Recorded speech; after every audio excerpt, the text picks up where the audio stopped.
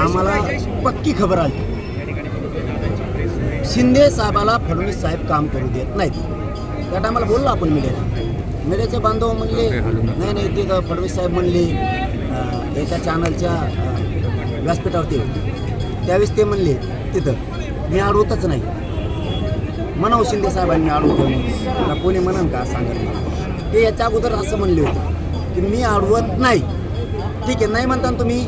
आता त्यावेळेस आम्ही नाही समजेला. आता तर तुम्ही 8 महिने झाले का द्यायनात. याचा अर्थ होतो शिंदे साहेबाला सुद्धा त्याविषयी काम करू दिलं नाही. आज दादांना पण आरक्षणाचं काम करू दिलं नाही. आता ते आले तिथं ते करत नाहीत. याच्यावर सिद्ध झालं. तुम्ही म्हणताय पोलिस मुंबईत बघून घेतील. याचा अर्थ सिद्ध झालं की त्या टायमात तुम्ही शिंदे साहेबाला आणि दादाला काम करू दिलं नाही. आरक्षण हे सिद्ध झालं. तुम्ही 8 महिने झाला आलात तरी करत नाही. त्याचा अर्थ तो आहे.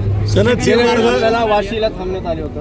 आता यावेळेस जर शिष्टमंडळ मध्ये कुठे बोलायला आलं तर का आझाद मैदान आता बोली नाही ना मध्ये 26 तारखेपर्यंत अंमलबजावणी करता वर आम्ही बोलायला तयार.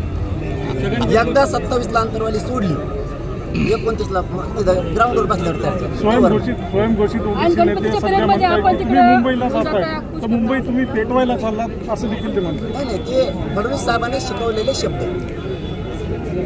कारण एक त्यांचा मुकादमी यावल्या ती एक शिक्षण आपण असं म्हणा. त्यांनी ती रणनीती ठरवली मराठ्याच्या शांततेच्या आंदोलनात दंगल घडवून आणायची.